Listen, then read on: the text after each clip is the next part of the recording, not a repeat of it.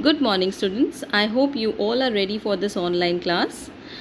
Before starting the class, let me revise your previous online class topics in which you have learned about the modern administration, the king, the council of ministers, a network of spies, sources of revenue, provincial administration, district administration, and other officials, city administration, administration of justice, and peace and good order.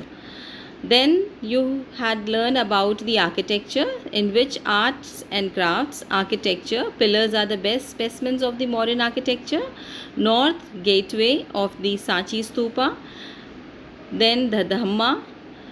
Prime sources of information on Ashoka's Dhamma are his own inscriptions, means the stone edicts, which was done by his people according to his guidance.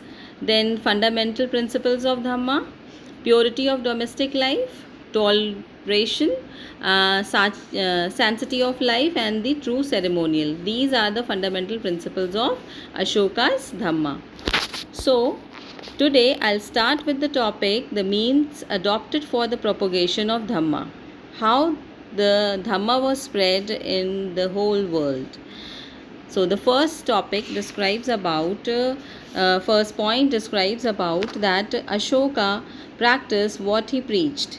He gave up the royal hunt and also stopped the killing of living creatures for the propagation of the royal family. So he followed the policy of religious tolerance and made donations to Brahmins and ascetics of different religious sects.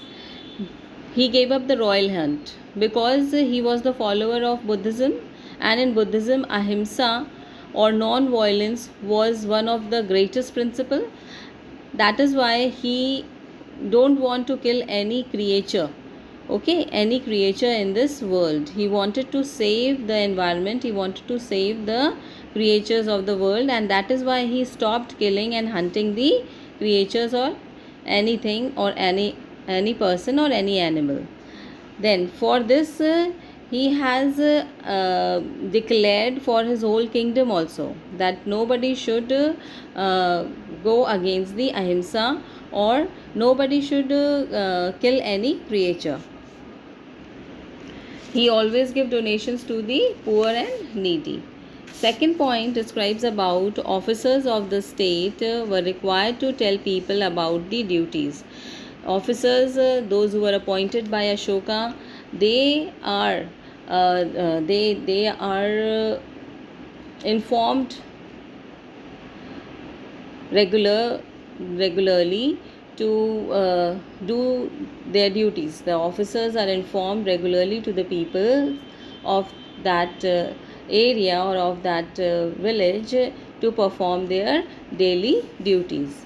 Then Ashoka created a special class of officers called Dhamma Mahamantras, who were charged with the duty enforcing the moral code and looking after the welfare of the people.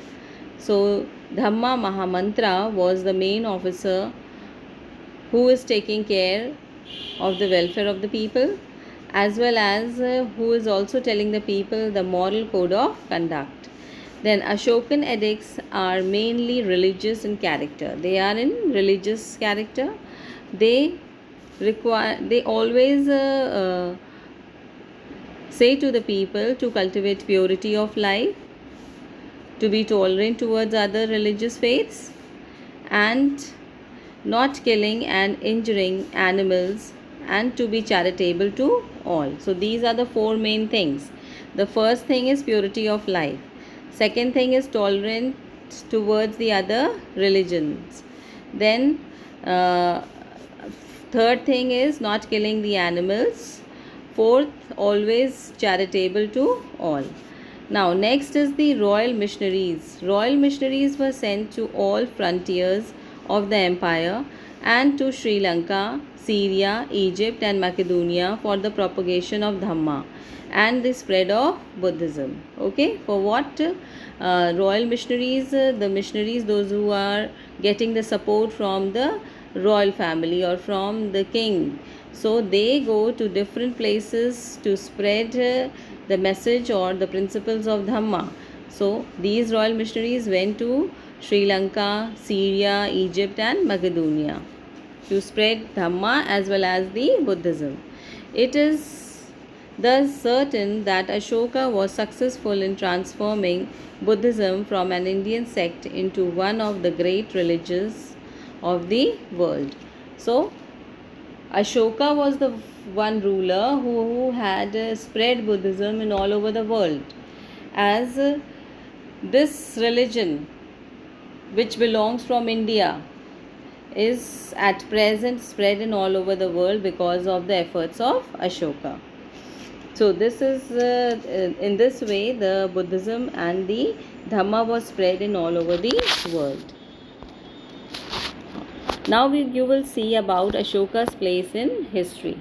So Ashoka was one of the greatest king in the history of the world. He was inspired by the zeal of a religion's missionary. At the same time, he never forget that he was a king as well. Okay, means he was doing his duty in a parallel way. He was performing all the religious duties as well as performing his princely duties also. He never neglected his kingdom or princely duties. He was not content with mere preaching. He practiced what he preached.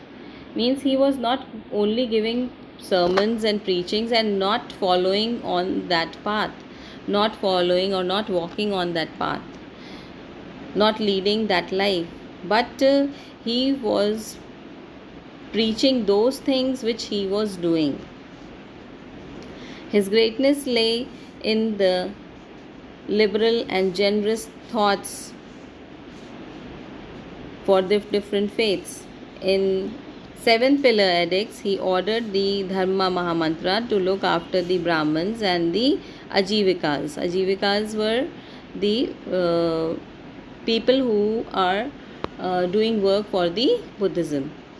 Then, during his pilgrimage to the Buddhist places, he generously gave donations to the Brahmins, ascetics of other religious sects. Means it is not that he is only giving donations to his to only to the Buddhist people, but he is giving donations to all religious sects.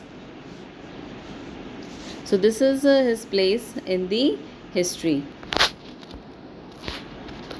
Do you know the declining reasons of the Mauryan Empire? Why the Mauryan Empire declined? So the decline and the fall of the Mauryan has been attributed to many conditions. According to some scholars,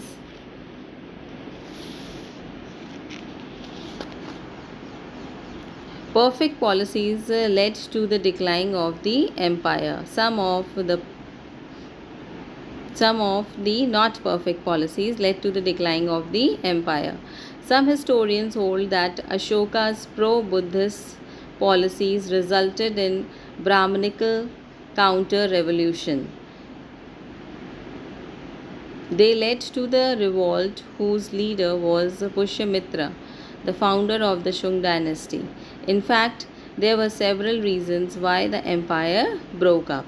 So the first reason is the empire was very vast, it is very big, it needed a strong hand to hold it together, but Ashoka's successors were weak. Means the weak successors of Ashoka were not able to consolidate such a big empire. They were not able to control such a big empire and the empire was lost. The enormous expenditure on the army and payment to the state officials created a financial crisis for the empire. It seems that the later kings failed to collect taxes from the people. Therefore, they could not bear the cost of maintaining a large army. So, because of the heavy expenditure in army and in the salaries of officials, it is very difficult for the king or for the kingdom to maintain other things, right? And that is why they could not bear the cost of maintaining a large army. Third point describes the chiefs of the Kalinga and the southern provinces revolted. Southern provinces also revolted because of the weak successors. They freed themselves from the control of the Mauryas. Why they freed themselves? Because the successors were weak. They were not able to control them. So the other small kingdoms, those who were under the control of Ashoka, after the death of Ashoka, they had made themselves free. And this was also one reason of the decline of Mauryan Empire. Fourth point describes about Ashoka's successor could not pay attention to safeguardingly the northwestern frontiers. Northwestern frontier side was affected after the death of Ashoka, and they were not able to control that side. They were not able to save that side. The Greek kings began to invade the northwestern India, and Greek kings came to India from that side, and they started invading India from northwestern side. It was under these circumstances that Brihadrat, the last Mauryan ruler, was killed by a Mauryan general, Pushyamitra Shung. So because of the weak successors, because of these conditions, the last Mauryan ruler, Brihadrat, was killed by his own general, Mauryan general, Pushyamitra Shung. It might have taken place in 187 BC. When it took place? 187 BC, and that was the end of the Mauryan Empire and starting of the Shung dynasty. So, you have learned today about the propagation of the Dhamma and Buddhism and Ashoka's place in history and decline of the Mauryan Empire. So, please listen the video carefully, complete all assignments properly, and don't forget to write in your history registers. And whenever the school will open, I'll collect the registers and I'll check it. One more important thing, that today I'll take a virtual history civics class at 8 o'clock or 8 a.m. right in the morning after 1.5 hours. So please be ready with your books and with your notebooks. Thank you and have a great day.